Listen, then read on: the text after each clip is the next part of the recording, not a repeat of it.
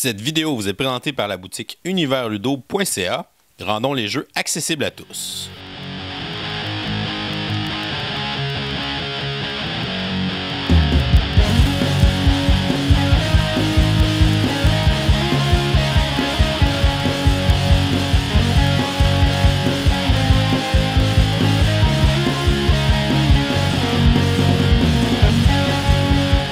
Bonjour chers amis joueurs, je m'appelle LP et bienvenue à un nouvel épisode de Kickstarter 101. Aujourd'hui, qu'est-ce que je vous présente? Je vous amène à l'intérieur d'un monde d'amalgame d'émotions où ces dites émotions vont s'entrechoquer, se croiser et s'affecter les unes les autres. Et je vous parle du jeu Cerebria. Cerebria est un jeu développé par Victor Peter et Richard Hamann. C'est un jeu édité par Mind Clash Games, le même groupe qui a fait Anachronie et Tricarion, une de mes compagnies préférées, soit dit en passant. C'est un jeu sur la boîte, on vous dit que ça va durer environ 2 heures. Vos premières parties seront beaucoup plus longues que ça, presque le double. Éventuellement, vous allez réduire ça pour jouer dans 2 heures, mais ça ne sera pas au début. On vous dit sur la boîte que c'est de 1 à 6 joueurs, mais le jeu de base se joue à 4, 2 contre 2. Une équipe va choisir 2 émotions différentes et contrôleront l'énergie bliss en quelque sorte, les émotions positives. L'autre équipe choisiront 2 autres entités, 2 autres émotions, ils vont contrôler les émotions négatives. Gloom. Et ces 2 équipes-là vont s'affronter pour tenter de prendre le contrôle d'une personnalité naissante qui s'appelle Cerebria. Ce jeu-là est un jeu de contrôle de territoire pur et dur. Fait qu'on va se déplacer à l'intérieur du royaume de Cerebria, on va aller placer des cartes qui représentent des émotions, on va aller modifier l'intensité des émotions-là, baissant celle de nos adversaires, augmentant la nôtre. Et on va tenter de prendre le contrôle de différents points de Cerebria, de différentes parties de Cerebria, et de garder ce contrôle-là à des moments précis du jeu, des révélations. On va tenter d'accomplir ces objectifs-là, de contrôler des zones à des moments précis du jeu pour aller placer des espèces de morceaux à l'intérieur de la personnalité de Cerebria. Ça va faire une tour d'influence. Celui qui va avoir le plus de points de victoire à la fin de la partie, selon la tour qu'il a bâtie et selon des points de victoire qu'on peut marquer pendant la partie, va gagner la partie. Autre particularité du jeu, c'est le nombre de joueurs. J'ai dit c'est principalement un jeu 2 contre 2, mais il y a des règles pour jouer 2 contre 1, des règles pour jouer 1 contre 1. Et il y a aussi un module qui va permettre de jouer jusqu'à 5 ou 6 joueurs, qui s'appelle Force of Balance, qui est vendu à part en magasin.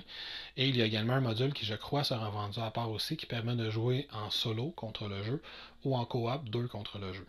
Donc, c'est un jeu qui offre beaucoup de possibilités, qui a des belles composantes, mais est-ce que c'est bon? Je vous montre comment on installe ça, je vous explique comment jouer, et je vous dis ce que j'en pense.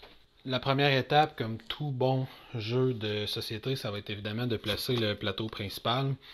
Qu'est-ce qu'on a à faire pour placer le plateau principal dans Cerebria? Premièrement, on va avoir une petite partie ici qui est à monter.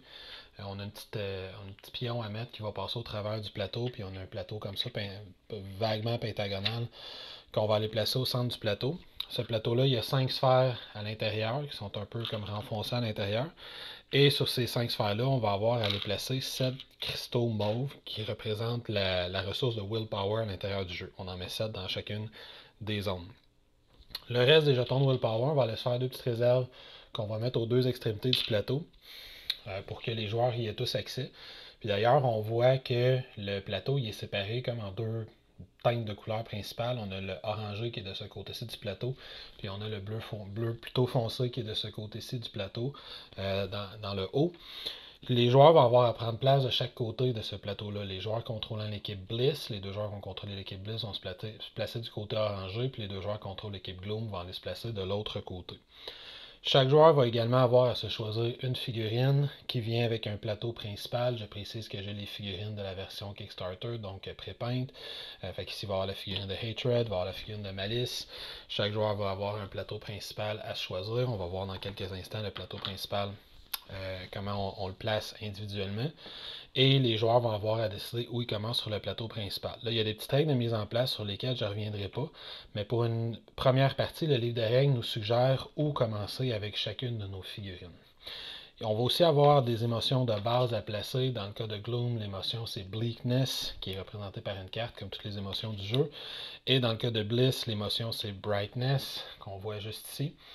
Là aussi, il y a des règles de mise en place et encore une fois, le livret de règles nous suggère comment les placer pour une première partie. Je vous suggère tout simplement de vous fier à ce que le livre de règles dit. Fait que dans ce cas-ci, je vais avoir 2 figurines qui vont commencer sur 2 frontières d'un royaume, 2 autres figurines qui vont commencer sur les autres frontières en étant en subséquence là, les Gloom Bliss, pour que ça commence comme ça. Puis chaque figurine va commencer proche d'une de ces émotions.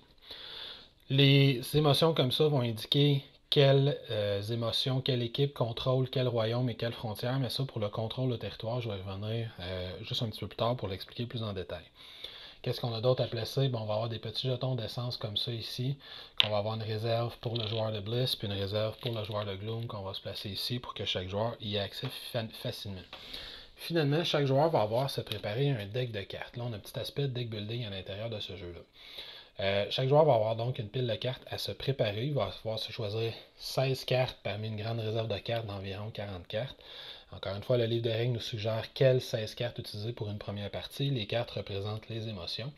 La seule règle à respecter, c'est que dans chaque paquet de joueurs, il ne peut y avoir la même émotion qu'à 2 exemplaires. Fait que dans ce paquet de cartes-là, je ne peux avoir dislike, par exemple, que 2 fois. Je ne pourrais pas la mettre 3 fois. Également, pour bien différencier le paquet de cartes de chaque joueur, les paquets de cartes vont être identifiés avec une espèce de petit cône dans le bas. Fait ici, il y a une petite lune dans le bas indiquant qu'un des joueurs va gérer ce paquet de cartes-là, puis l'autre joueur de Gloom va gérer l'autre paquet de cartes qui n'a pas d'icône. C'est la même chose du côté de Bliss. Il y a un des deux paquets de cartes qui va avoir un icône dans le bas pour le séparer. Les icônes, on les retrouve ici sur le plateau.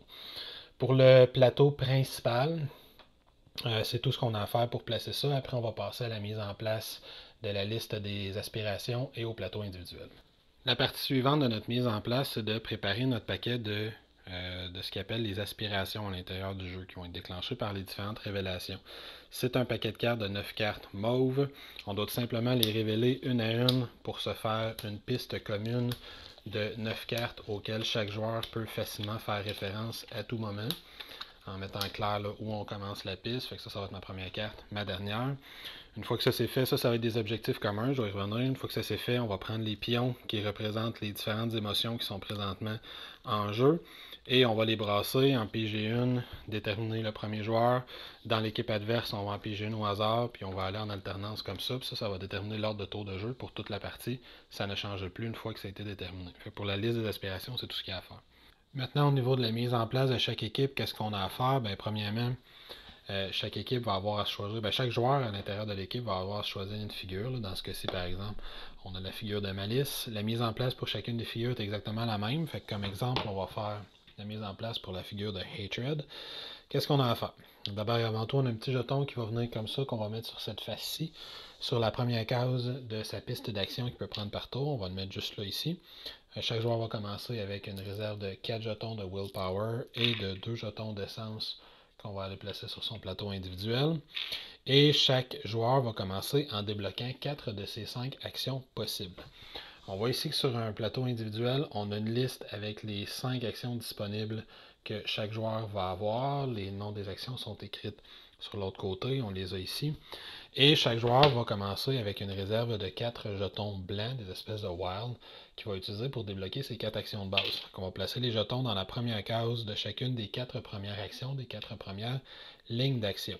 Ça fait que ça permet, dans le fond, ça donne accès à 4 des 5 actions au début du jeu. Je précise que ça, c'est pour la version de base du jeu. Si on veut jouer avec une version plus avancée du jeu, premièrement, on voit ici que j'ai la lettre A qui indique qu'on a la face simplifiée du jeu. Si on veut, on peut prendre la figure lettre B, attendez un peu, comme ça ici, figure lettre B, puis ça va modifier sa piste d'action, comment elle change. Chaque figure va être plus individuelle, va être plus différente les unes des autres. Sur la face A, la seule chose qui change d'une figure à une autre, c'est le pouvoir qui est ici complètement à gauche de la figure. Sur la face B, elle change complètement. L'autre modification qu'on a si on joue avec les règles avancées, c'est que ces 4 jetons blancs, on n'est pas obligé de les mettre sur la première case de chacune des actions. Un joueur pourrait décider de débloquer par exemple la première et la troisième action, mais de commencer avec des versions améliorées de chacune de ces actions-là. En plaçant par exemple 2 jetons ici ou 2 jetons ici. Un joueur pourrait même décider de débloquer une seule action, mais de la maximiser immédiatement au départ.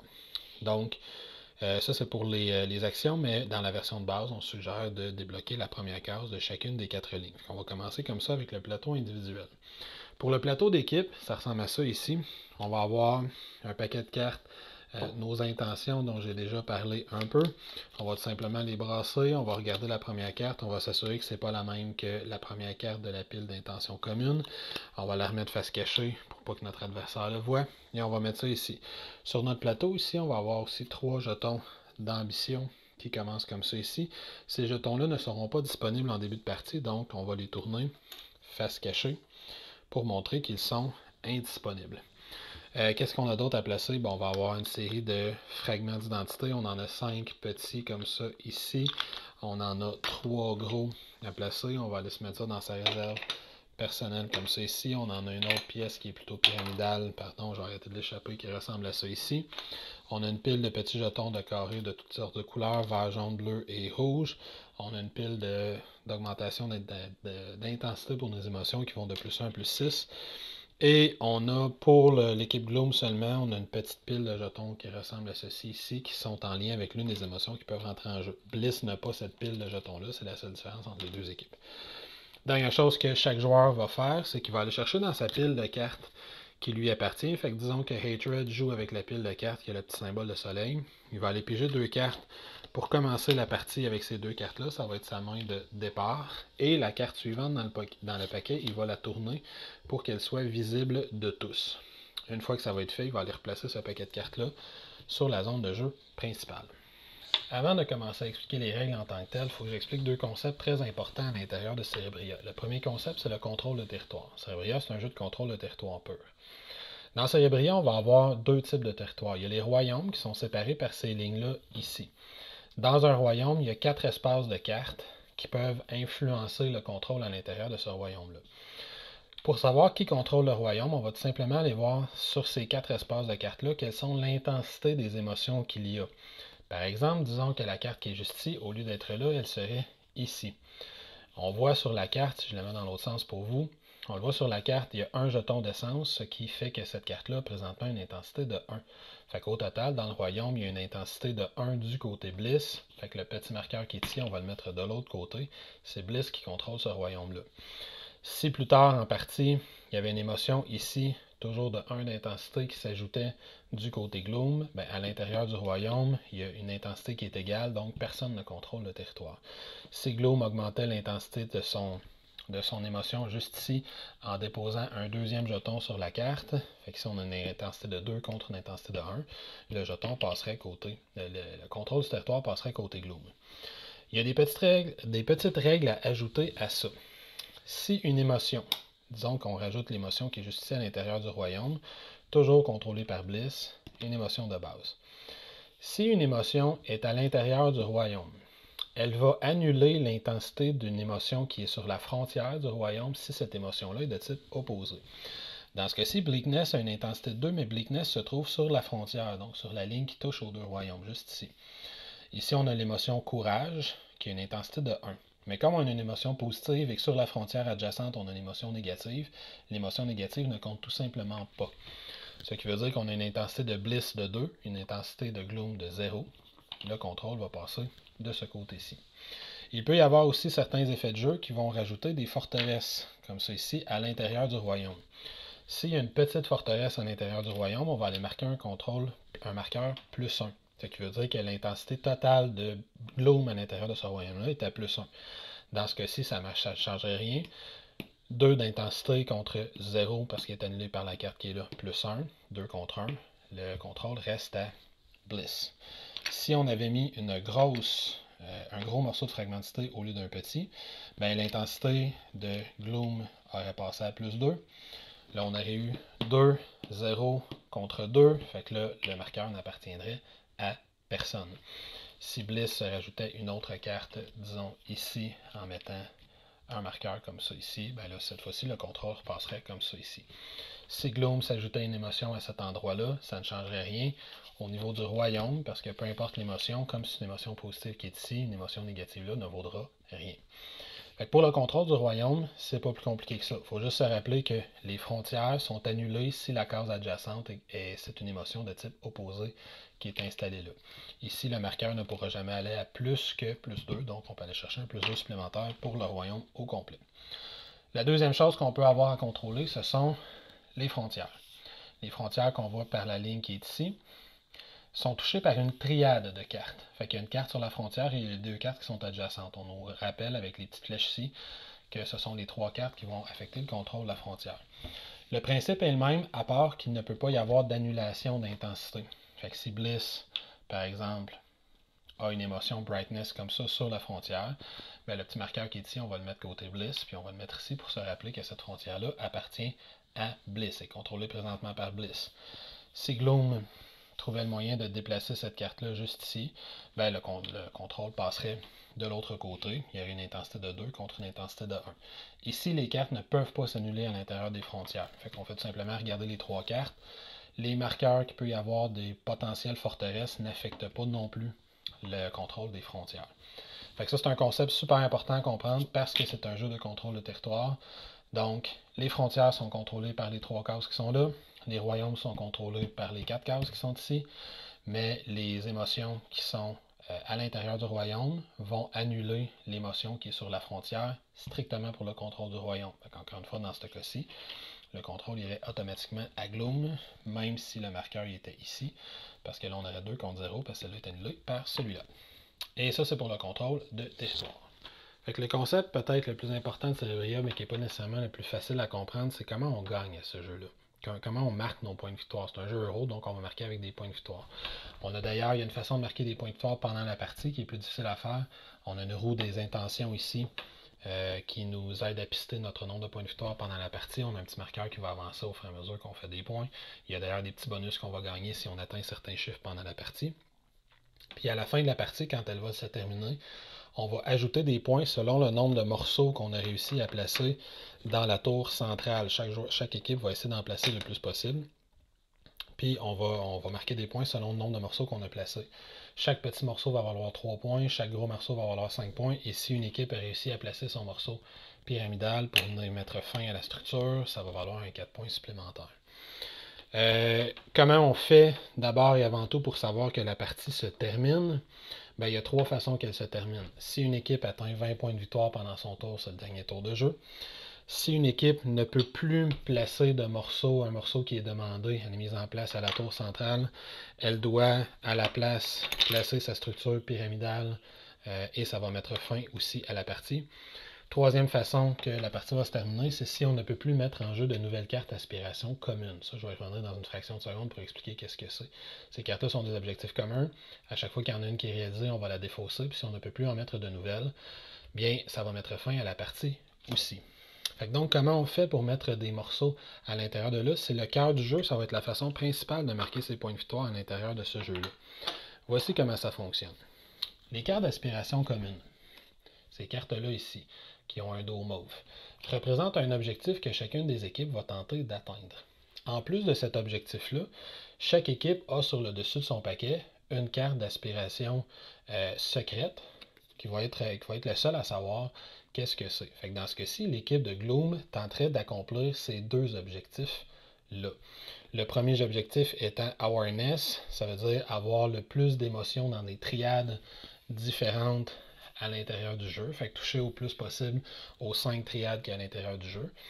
Et ici, contrôler tout simplement plus de royaumes que l'adversaire. Contrôler plus de royaumes que l'adversaire, les 2 équipes vont tenter de l'atteindre, mais avoir plus de triades, il y a juste mon équipe qui va essayer de le faire, l'équipe de Gloom dans ce cas-ci. Je précise encore une fois que les 9 cartes de mon paquet secret et les 9 cartes communes sont les mêmes. Elles ne seront simplement pas dans le même ordre, ce qui veut dire que mon adversaire peut avoir le même objectif secret que moi, mais il est impossible que l'objectif secret et l'objectif commun soient le même en même temps. Donc, au fur et à mesure que la partie va avancer, les 5 sphères de willpower au centre vont se vider tranquillement. Les joueurs vont aller récolter le willpower à l'intérieur de ces sphères-là. Si une zone se vide au complet, c'est à ce moment-là qu'on va vérifier si on atteint nos objectifs secrets ou l'objectif commun. Et les 2 équipes vont faire la vérification en même temps. Donc, dès qu'une des 5 zones se vide, on interrompt le jeu pendant le temps qu'on résout ce qu'ils appellent une révélation. Fait qu'au moment où il y a une révélation, on va aller vérifier la première carte des aspirations communes. On va révéler la première carte de notre deck d'aspiration secrète. Et on va aller vérifier si on atteint un des objectifs, les 2 objectifs ou aucun des objectifs. Les 2 équipes vont faire la même chose en même temps. Si on atteint un des objectifs, un seul des 2, que ce soit le secret ou le commun, on va aller placer un petit morceau à l'intérieur de la tour. Si on atteint les 2 objectifs, que ce soit le secret ou le commun, on va aller placer un gros morceau à l'intérieur de la tour. Dans tous les cas, qu'ils soient réussis ou non, tant notre objectif secret que notre objectif commun, on va défausser ces cartes-là, on va les sortir du jeu. Puis on va aller regarder à l'intérieur de notre paquet. On va aller regarder la première carte de notre paquet et on va aller vérifier si c'est la même carte que la prochaine carte dans la liste d'aspiration commune. Dans ce cas-ci, Gloom, c'est la même carte, la prochaine de son paquet. On ne peut pas faire ça, fait qu'il va prendre sa carte d'aspiration commune, il va la remettre en dessous de son paquet et il va en piger une autre pour être certain que ça soit toujours deux différents. Puis là, il ne la révélera pas à son adversaire, il va la remettre sur le dessus de son paquet. Et c'est maintenant ça, le prochain objectif commun. Et j'ai un nouvel objectif individuel à atteindre aussi. En plus de ça, il y a trois petites règles à ajouter.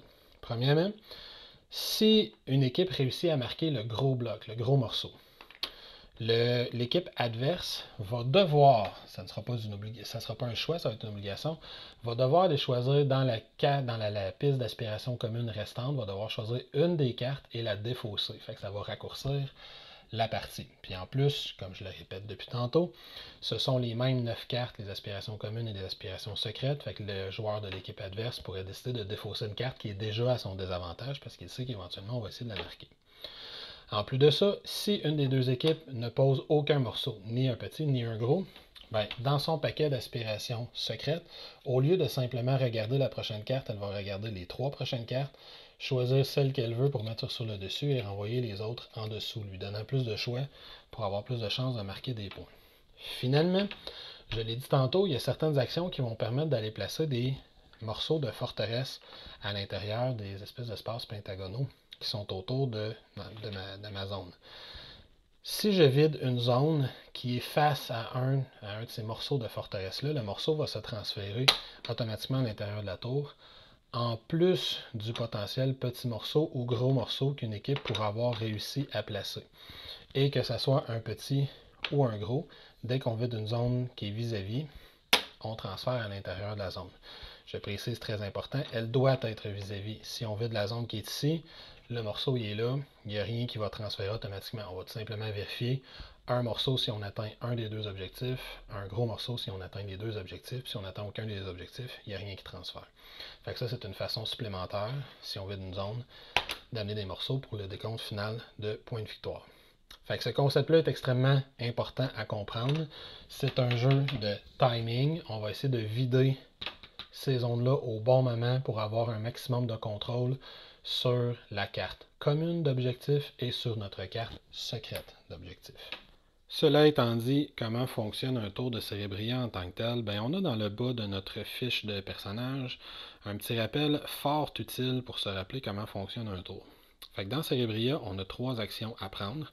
Chaque fois qu'on prend une action, on va avancer ce petit marqueur-là pour se rappeler qu'on a pris une action. Une fois par tour, on peut faire gratuitement une action d'absorption. En plus, quand on prend cette action-là, on peut la faire avant ou après n'importe quelle de nos autres actions. Et on va simplement tourner ce jeton-là pour se rappeler qu'on l'a pris. À la fin de notre tour, on va toujours avoir le choix, soit on pige 2 cartes pour les rajouter à notre main, soit on retourne un jeton d'ambition sur sa face disponible. Si nous n'avons plus de jetons de Willpower, ce qui serait le cas présentement sur ma liste, on en ajoute un. Et ensuite, on va retourner notre jeton d'absorption sur sa face disponible, on retourne au début et notre tour de jeu se termine. En plus de ces 3 actions-là, sur notre plateau d'équipe, comme ça ici, nos jetons d'ambition nous permettent de prendre des actions gratuites sur lesquelles je vais revenir vers la fin du vidéo. Tout ce qu'on a à se rappeler présentement, c'est que ces actions-là sont gratuites, sont en plus de nos 3 actions de base, mais on doit dépenser des jetons d'ambition pour les faire. Donc, ça semble simple comme ça. On prend 3 actions. La partie peut-être plus complexe du jeu, c'est que pour nos 3 actions, on choisit parmi 10 actions différentes. Dans nos 10 actions, d'abord et avant tout, il y en a 5 qui viennent du plateau principal. Les actions sont indiquées avec ces espèces de petits icônes-là qu'on retrouve à l'intérieur de chacun des royaumes. Il y a une action par royaume. Je précise tout de suite, c'est extrêmement important, ma figure n'a pas besoin de toucher ou d'être à l'intérieur du royaume pour pouvoir prendre l'action associée à ce royaume-là. Donc si Hatred se déplace ici, il a quand même accès à toutes les actions du plateau, comme ça ici, même s'il se trouve présentement dans la zone Network of Thoughts. Donc, quelles sont ces 5 actions? Je vais commencer par celle-là ici. Land of Desire, c'est l'action qui va me permettre de rajouter des jetons d'essence sur les cartes. Lands of Desire me permet de payer 1 de Willpower, tel qu'indiqué ici, pour rajouter 1 d'essence à une carte à laquelle je suis adjacent. Et je peux ensuite payer des jetons de Willpower supplémentaires pour ajouter autant de jetons d'essence que je le veux, 1 par pion de Willpower que je paye. Fait que si par exemple j'étais ici, je pourrais payer tout simplement 1 de Willpower pour prendre un jeton de ma réserve personnelle et le placer sur la carte Bleakness, augmentant son intensité. Si j'avais une carte qui était comme ça ici, qui était placée à 1, bien, je pourrais payer 1 de Willpower pour le monter à 3, puis ensuite payer un autre de Willpower pour le monter jusqu'à 4, augmentant l'intensité de la carte. Donc ça, c'est pour l'action Land of Desires.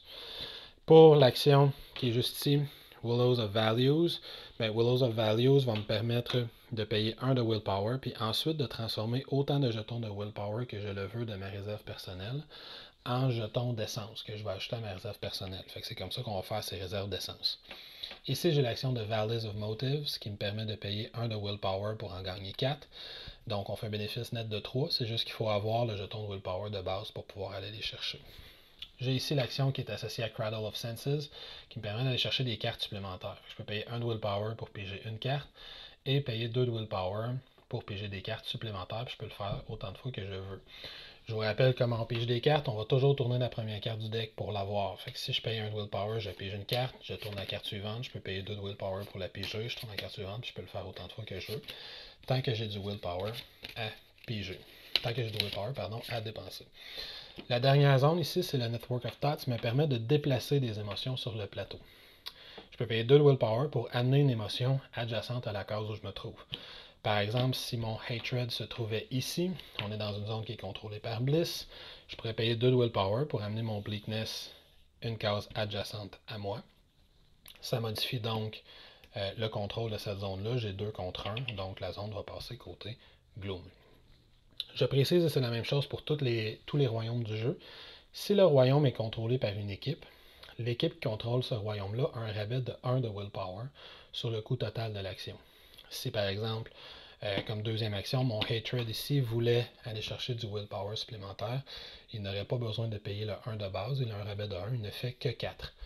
Tout simplement, il fait un profit de 4 directement. Ce qui veut dire que si on contrôle, par exemple, Valleys of Motives, on n'a pas besoin d'avoir un Willpower de base pour pouvoir faire l'action. Fait que pour les 5 actions du plateau, c'est la gestion de ressources de base.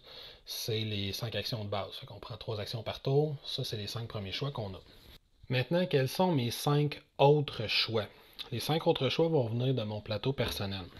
Chaque plateau, si je vous montre ma liste un petit peu plus gros, chaque plateau va avoir 5 actions comme ça ici. On a les noms d'actions qui sont indiqués sur le côté. Fait qu'Empower, Fortify, Quell, Invoke et Move. Et chaque action peut être prise autant de fois qu'on le veut. C'est la même chose pour le plateau principal. Fait que donc on prend 3 actions par tour parmi les 5 qui sont là ou les 5 du plateau principal. Chaque action peut être répétée plus qu'une fois dans le même tour. Qu'est-ce qu'on peut faire quand on prend une action sur son plateau personnel? Bien, d'abord et avant tout, là, on a une particularité sur son plateau personnel. Nos actions sont améliorables. On peut les upgrader en bon français. Au moment où on décide de prendre une action, disons que je décide de prendre l'action Move, la première action du plateau. On voit que mon action Move elle est disponible parce que la première case est occupée par un jeton avec un petit cercle blanc à l'intérieur, mais il y a 3 autres cases qui sont libres. Donc au moment où je prends mon action de Move, je peux décider avant de prendre mon action de prendre une carte de ma main, n'importe laquelle. On voit que les cartes de ma main ont une couleur dans le haut. Ici, j'ai 2 cartes de couleur rouge, mais j'aurais très bien pu avoir aussi une carte de couleur jaune. Il y a également des cartes vertes et bleues. Donc, on va prendre une carte de sa main, si on veut. On va la défausser. On se fait une petite défausse quelque part. On la jette. Et on va prendre une carte, un jeton de la même couleur que la carte qu'on vient de défausser. J'ai défaussé Jealousy, qui est une carte rouge. Ça me donne donc un jeton rouge. Et ce jeton-là, on peut aller le placer sur n'importe quel des emplacements d'amélioration de mon action. Chaque amélioration va me donner une possibilité supplémentaire à mon action que je peux décider d'utiliser ou non à chaque fois que je prends une action. Disons que je le place par exemple ici. Je ne suis pas obligé d'améliorer les actions dans l'ordre et il donne différents effets de bonus. Donc, dans le cas de Move, qu'est-ce que c'est? Bien, l'action de base de Move me permet tout simplement de me déplacer d'une case. Quand on se déplace, on va suivre les espèces de lignes blanches qui sont comme ça ici, qui vont passer soit d'un royaume à une frontière, soit d'une frontière à un royaume, soit d'une frontière à une autre frontière. Donc, avec une action de Move, on dépense 1 de Willpower et on se déplace. On voit que chacune des actions à l'intérieur du jeu va avoir un coût qui est indiqué juste à côté soit de l'action de base, soit de l'amélioration que j'utilise. Les coûts ils s'additionnent. Fait que si j'utilise une action avec 2 améliorations, ben, je vais payer un total de 3 de willpower. Même si j'ai les 3 cases à débloquer, je peux décider d'utiliser juste l'action de base pour payer, en payant juste 1 de willpower. Le principe est toujours le même. Donc, action de base, je me déplace d'une case. Si je l'améliore une fois, je peux payer 1 de willpower supplémentaire pour me déplacer de 2 cases. Donc, il pourrait partir d'ici et faire 1, 2. Si j'ai une amélioration supplémentaire, ben, ça me permet de payer 1 de willpower pour terminer mon déplacement sur une figure adverse. Donc, je pourrais payer 1 de willpower plus 1 de willpower, total de 2, pour finir mon déplacement juste ici. Et la dernière amélioration ben, me donne un rabais de 1 de willpower sur le coût total de mon action à chaque fois que je la prends. Donc, et soit dit en passant, je vais le dire juste une fois pour ne pas me répéter, chaque 4e amélioration est toujours un rabais de 1 de willpower sur le coût total de l'action. C'est la même chose pour les 5 actions. Donc, dans ce cas-ci, par exemple, je pourrais être ici, décider de payer 1 de willpower pour me déplacer, 1 de willpower pour me déplacer de 2, 1 de willpower pour terminer mon déplacement sur une action avec un rabais total de 1 pour un coût final de 2, faire 1, 2 et terminer là. Voici pour Move. Deuxième action, Invoke, c'est peut-être l'une des actions les plus importantes du jeu. Invoke, qu'est-ce qu'elle me permet de faire? Elle va me permettre de choisir une carte de ma main, la placer sur une case adjacente à l'endroit où je me trouve. Donc, si je suis sur une frontière, j'ai un choix d'une case. Si je suis à l'intérieur d'un royaume, j'ai un choix parmi les 2 cases qui sont autour de moi. Disons que je suis ici, je vais aller placer ma carte Bitterness. On voit que la première zone de la carte est un petit peu plus foncée. Donc, je dois prendre de ma réserve 1 d'essence que je vais aller placer sur la première case de la carte. Faire cette action-là me coûte 2 de willpower. Je précise tout de suite que beaucoup de cartes vont avoir un effet spécial. Toutes les cartes, en fait, ont un effet spécial. S'il y a une flèche mauve comme ça vers le bas, ça veut dire que c'est un effet instantané. Dans le cas d'Anchor, on va piger 2 cartes, en garder une. Si il y a un effet plutôt comme... On se donne une seconde, comme ça. Ici, ça veut dire que c'est un effet qui va rester en place le reste de la partie. À chaque fois que ça se passe, je gagne ce bonus-ci. Certaines cartes, comme ça a été le cas de mon Bitterness que j'ai placé, vont avoir un effet instantané, mais qui va augmenter l'intensité de la carte. Fait que ça va me permettre, si je réussis à accomplir, si je réussis à répondre à cette prérequis-là, je vais pouvoir placer un jeton qui augmente l'intensité de ma carte. Fait qu'en réussissant à le faire comme ça, par exemple, ben, j'aurai une carte qui a un total de 2 d'intensité que je place. Et à chaque fois qu'on place une carte, on doit ajuster les contrôles des royaumes, les contrôles des frontières selon ce qui a été changé. Fait que ça, c'est pour l'action Invoke. Si j'améliore mon action Invoke, ben, ça me permet de tourner un de mes jetons Ambition sur sa face utilisée pour rajouter un deuxième jeton d'essence sur ma carte, mais le deuxième jeton va venir de la réserve. Si j'améliore la troisième amélioration, je peux payer un jeton de 2 willpower supplémentaire pour que le premier jeton que j'ai placé, au lieu de venir de ma réserve personnelle, vienne de la réserve générale. Donc, ça m'économise à moi des jetons d'essence. Puis ça, c'est le rabais dont j'ai déjà parlé. La troisième action, Quell, ben, c'est l'effet opposé. Disons qu'on nous sommes comme ça. Ici, l'action Quell va me permettre de baisser l'intensité d'une carte adverse. Fait qu'en payant 2 de willpower et en tournant un jeton d'ambition, je peux affecter une carte de laquelle je suis adjacente et je peux lui enlever un jeton d'intensité. Si je paie 2 de willpower supplémentaire, ben je peux en enlever 2 au lieu d'en enlever 1. Et si j'enlève le dernier, comme c'est le cas de Brightness, ben ça va permettre d'enlever la carte tout simplement. C'est le seul moyen d'enlever les cartes sur le plateau. On ne peut pas enlever ses propres cartes. Finalement, si je fais l'autre amélioration, ça me permet d'ignorer la restriction de couleur. Qu'est-ce que c'est la restriction de couleur quand je fais Quell? Ben, c'est que mes cartes de départ que j'ai mis au début, Brightness et Bleakness, n'ont pas de couleur dans le coin en haut, contrairement à toutes les autres cartes du jeu qui ont une couleur, dans ce cas-ci, vert. Fait que dans le cas de Bleakness, il n'y a pas de Brightness ou Bleakness, il n'y a pas de restriction de couleur. Mais si à la place de Brightness, ça avait été Courage, on voit que Courage la carte, elle est de couleur rouge. Il y a une petite icône rouge dans le coin. Contrairement à, par exemple, Optimiste, qui est une icône bleue. Donc, si je veux faire l'action Quell, que ce soit l'effet de base ou l'effet amélioré, pour pouvoir affecter une carte rouge, je dois montrer à mon adversaire que dans ma main, j'ai une carte rouge. Donc, si par exemple, Gloom n'avait que ces deux cartes-là en main au moment où il fait son action Quell. Il ne pourrait pas affecter Courage qui est de ce côté-ci. Il ne pourrait affecter que le Brightness qui est de l'autre côté parce que le Brightness n'a pas de couleur. S'il veut affecter l'action Courage malgré une main déficiente de cartes rouges, ben, il peut profiter de cette amélioration-là. Cette amélioration-là dit qu'en plus du coup de base, donc 2 de Willpower, 1 d'ambition, on peut payer 1 de Willpower supplémentaire pour ignorer la restriction de couleur. Ce qui veut dire que malgré cette main-là, ou même si je n'avais pas du tout de carte en main, je pourrais affecter et enlever un jeton d'essence sur la carte, diminuant d'autant l'intensité de la carte que j'ai affectée.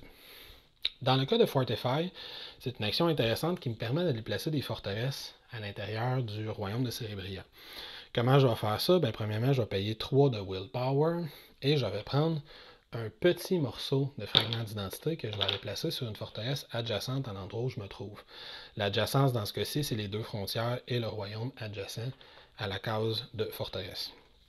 Si je place une petite forteresse, ça va me donner un 1 d'intensité dans le royaume, comme j'en ai déjà parlé. Si je fais l'action qui est améliorée de Fortify, bien, on voit que je dois tourner un jeton d'ambition. Et cette ligne-là de Fortify, c'est la seule ligne que les améliorations ne sont pas. En plus, elles sont en remplacement de l'action de base. Donc, si je fais la version améliorée de Fortify, je peux remplacer un petit fragment d'identité par un gros fragment d'identité à une case qui est adjacente, remplaçant le jeton plus 1 par un jeton plus 2. Je précise que je ne peux pas faire les deux. Donc, si j'étais ici, je ne pourrais pas faire l'action améliorée pour remplacer un petit morceau par un gros, en plus de placer un petit morceau dans l'autre zone. C'est toujours une chose ou l'autre, dans le cas de Fortify. Si je prends la troisième amélioration, c'est aussi un à la place de, bien, il me donne deux options. Soit je peux prendre une forteresse qui est adjacente adverse et prendre un gros morceau et le réduire par un petit morceau, soit je peux enlever un petit morceau. Donc, je détruis les forteresses adverses. Ça, c'est le prochain upgrade et on voit que ça me coûte un jeton d'ambition supplémentaire et un jeton de willpower supplémentaire. Par contre, je gagne le bonus d'avoir une action gratuite supplémentaire quand je fais cet effet néfaste-là de Fortify. Finalement, ma cinquième et dernière action, c'est l'action Empower. Ça va me permettre d'améliorer les cartes que j'ai déjà sur le plateau. Par exemple, il y a un prérequis. On voit que sur mes cartes d'émotion, il y a un certain seuil que je dois atteindre qui est représenté par la petite flèche ici qui pointe vers le haut. Dans le cas de Jalousie, la petite flèche est à 3 d'intensité. Dans le cas de Bitterness que j'ai déjà sur le plateau, ma petite flèche va se trouver au niveau 2 d'intensité. Ce qui veut dire que si Bitterness a atteint un 2 d'intensité, et que je suis adjacent à la carte Bitterness, bien, je peux l'améliorer avec Empower. Vous aurez remarqué qu'Empower commence vide, donc la première fois que je vais vouloir faire une action Empower, je n'aurai d'autre choix que de jeter une carte de la couleur de mon choix, placer un premier jeton de cette couleur-là, débloquant ainsi l'action. Donc dans ce cas-ci, je vais payer 3 de Willpower, j'ai défaussé une carte du mille bleu. Je peux améliorer Bitterness parce que Bitterness a atteint le seuil qui est demandé par la carte. Quand j'améliore une carte, ça va être écrit sur le côté de la carte. Ma carte se transforme en quoi? Dans le cas de Bitterness, c'est Léthargie. Fait que dans mon paquet de cartes que j'ai précédemment classé, je vais aller chercher la carte Léthargie, comme ça ici. Je vais aller la placer à l'endroit où il y avait ma carte Bitterness. Je vais remettre mes deux jetons comme ils étaient. Et il va y avoir aussi un effet qui va se déclencher avec la grande majorité des cartes. Avec toutes les cartes, il y a un effet qui va se déclencher au moment où elle entre en jeu. Puis ça va faire des émotions plus puissantes seront présentes sur le plateau. Si j'ai amélioré mon action Empower une fois, bien, qu'est-ce que je peux faire? C'est qu'au moment où je veux améliorer, dans ce cas-ci, ma carte Bitterness, disons qu'elle était comme ça, en faisant la version améliorée d'Empower, bien, je peux payer un jeton d'ambition pour prendre un jeton d'essence de la réserve, le poser sur ma carte avant de faire mon action d'Empower, ce qui va me permettre dans plusieurs cas d'atteindre le seuil requis pour pouvoir faire l'action Empower.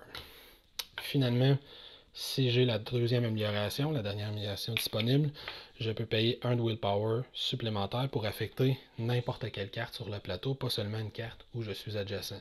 Fait que Hatred pourrait être à cet endroit-là et quand même affecter la carte qui est ici, s'il a cette amélioration-là. La dernière amélioration étant toujours, comme toutes les 5 actions, le rabais. Ça fait évidemment beaucoup de règles à absorber, mais ne vous en faites pas, je n'ai pas fini. Il me reste justement à parler entre autres de l'action d'absorption. L'action d'absorption comment fonctionne-t-elle? Ben, je commence à rappeler que l'action d'absorption, on peut s'en servir une fois par tour de jeu. Sur ma petite piste de tour de jeu ici, une fois, au fur et à mesure que mon marqueur avance, à n'importe quel moment, avant ou après une action, je peux le tourner pour montrer que j'utilise mon absorption, que j'ai le droit une fois par tour de jeu. L'action d'absorption, ben, c'est que je vais aller chercher des morceaux, des jetons de willpower sur la sphère centrale. Comment ça fonctionne? Si je suis placé sur une frontière, j'aurai le choix d'aller absorber dans un royaume ou dans l'autre, soit à ma gauche, soit à ma droite.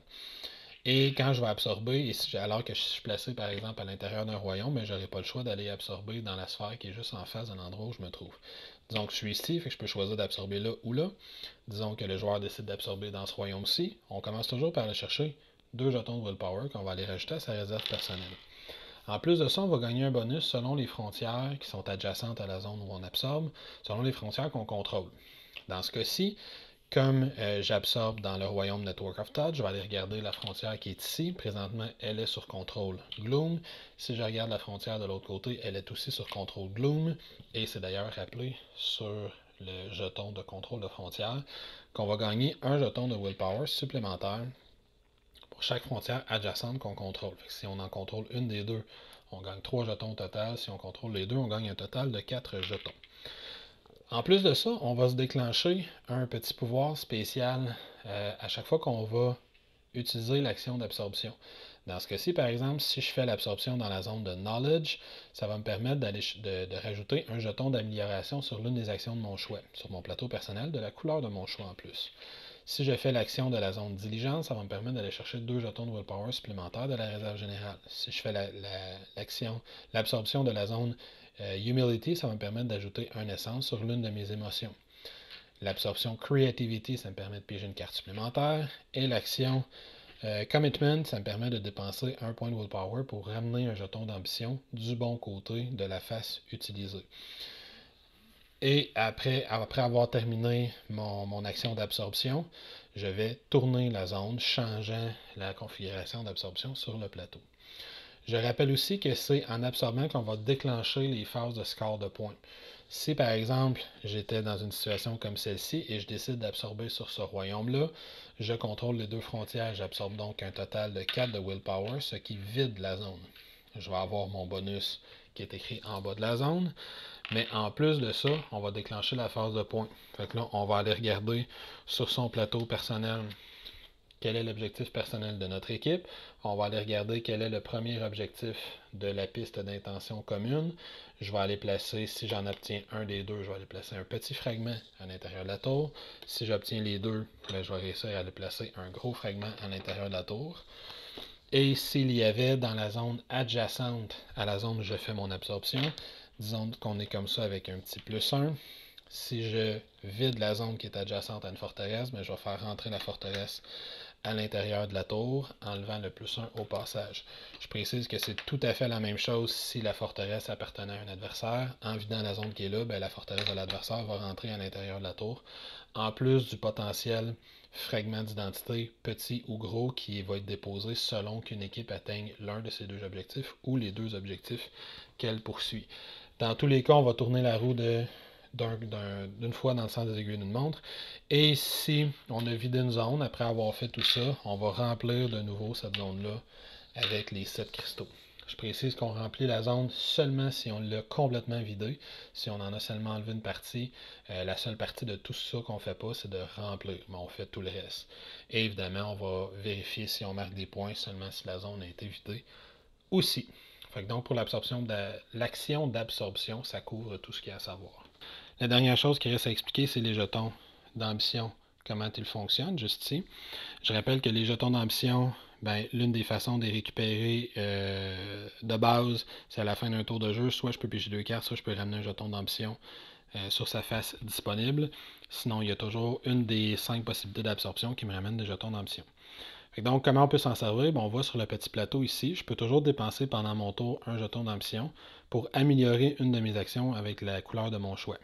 Je peux également dépenser un jeton d'ambition pour tourner la roue qui est au centre du plateau, généralement pour modifier l'endroit où je vais absorber pendant mon tour. Finalement, je peux pendant mon tour dépenser 2 jetons d'ambition pour prendre une 4e action, augmentant d'autant mon efficacité pendant mon tour. Je précise que je peux faire autant que je veux parmi les trois, mais je ne peux pas faire le même plusieurs fois. Fait que je ne peux pas dépenser mes 3 jetons pour améliorer une action 3 fois. Mais je pourrais dans le même tour prendre une action supplémentaire et améliorer une de mes actions, par exemple. Aussi dans le bas, on a un rappel de comment on peut marquer des points de victoire pendant la partie. Fait ici, on voit qu'à chaque fois que je fais l'action Quell, à chaque fois que je réussis en faisant mon action d'absorption d'absorber 4 jetons d'un seul coup, excluant le bonus de 2 de la zone de diligence. À chaque fois que je réussis à améliorer une émotion au complet en plaçant tous les jetons sur la carte émotion, ou à chaque fois que je réussis à améliorer l'une de mes 5 actions de mon plateau individuel au complet, je vais faire marquer des points de victoire à mon équipe.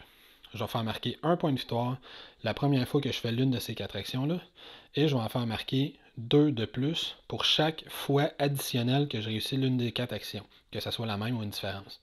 Fait que si par exemple dans un tour, je réussis à faire l'action Quell, je vais marquer un point de victoire.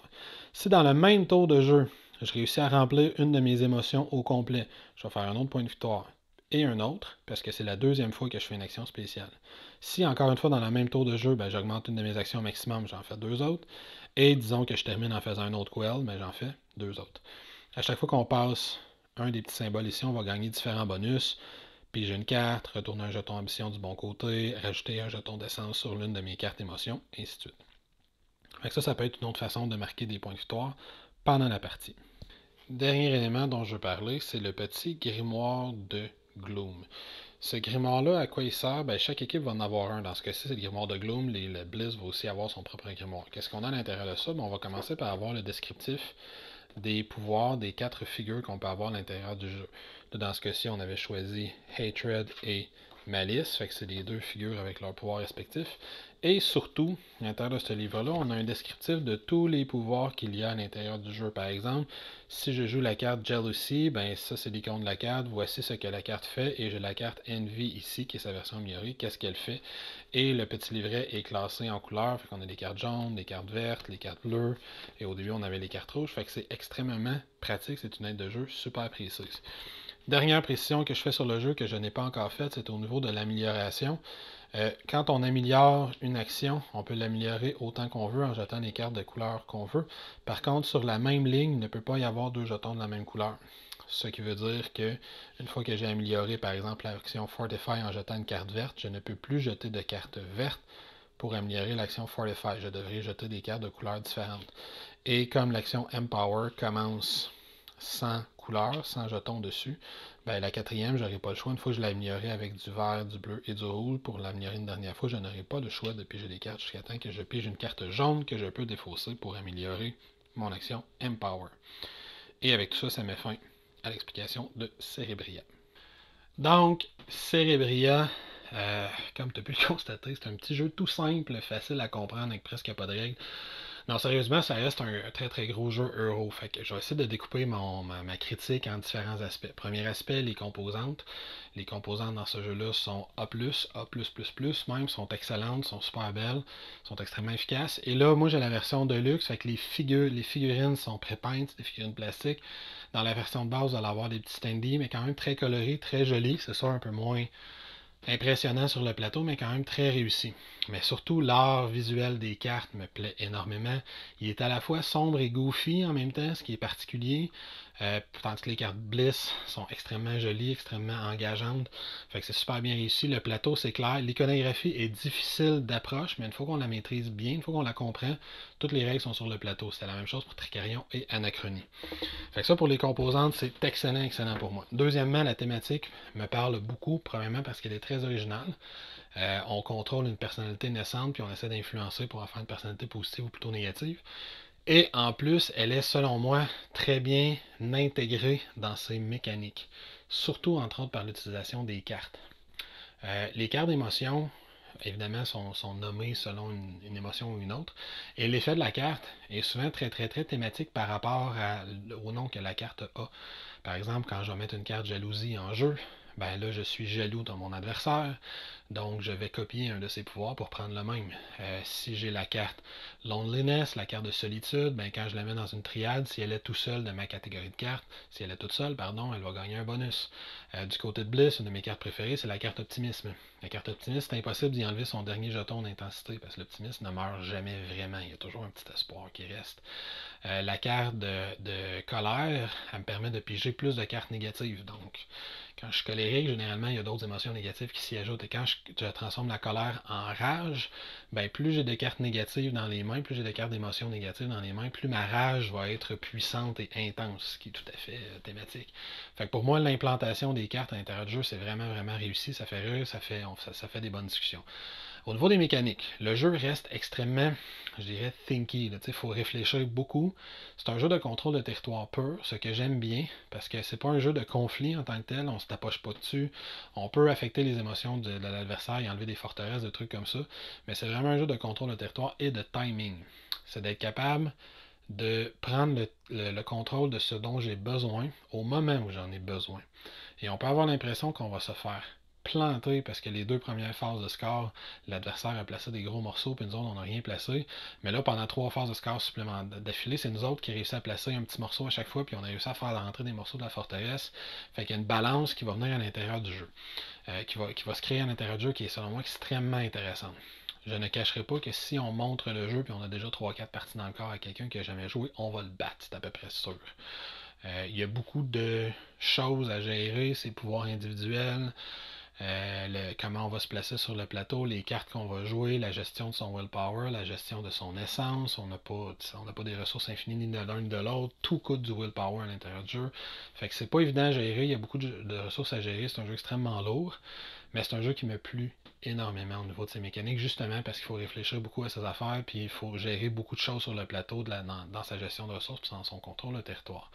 Si je le compare à Anachronie et Tricarion, les deux derniers jeux de Mind Clash Games, ça reste, selon moi, le plus simple, le plus accessible des trois. Surtout qu'il y a une thématique qui est peut-être un petit peu plus accessible que les deux autres.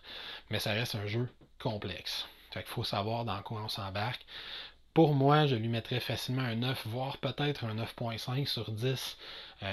Avoir à lui mettre une note fixe, mais je vais attendre de jouer un peu plus de parties pour lui mettre une note finale. Mais c'est selon moi un excellent jeu si vous aimez les jeux très euros, si vous aimez les jeux avec des mécaniques lourdes. Si les parties vont prendre 2 heures, la première partie va faire facilement 3 heures.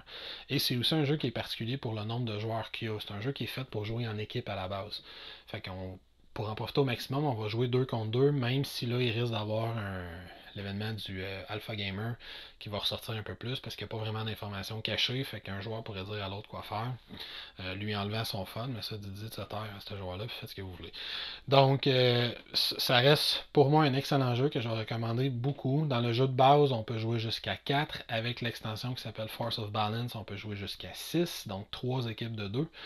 Le jeu de base va se détailler environ une soixantaine de dollars, magasin à peu près 60-70$, fait que c'est pas trop pire pour la qualité des composantes et la qualité du jeu qu'on a à l'intérieur. Il y a également un module solo qui est disponible où l'on peut jouer seul contre le jeu ou à 2 contre le jeu de façon coop contre une espèce d'automa, ce qui est très intéressant aussi selon moi, mais je ne l'ai pas encore essayé le mode solo, je n'ai que lu les règles. Au niveau des règles, vous avez un livret de 36 pages de base, un livret de 12 pages pour jouer jusqu'à 6, puis un autre livret de 12 pages pour jouer en équipe ou solo. Fait qu'on parle d'un 60 pages de règles au total. C'est pas évident. Ils sont pas super bien organisés nécessairement, super instinctifs, comme c'était le cas pour Tricarion et Anachronie, mais vous allez vous y retrouver si vous aimez les jeux lourds. Fait que bref, pour moi, Cerebria, une belle découverte. Un très bon jeu euro avec de lourdes mécaniques, pas facile à prendre en main, mais très satisfaisant une fois qu'on réussit à partir de notre partie.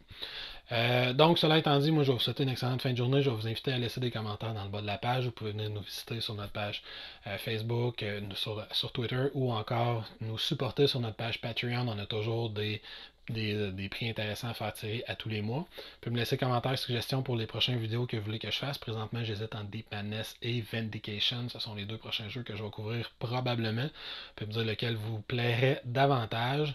Et moi, je vais vous souhaiter une excellente fin de journée et on va se voir bientôt. Ciao!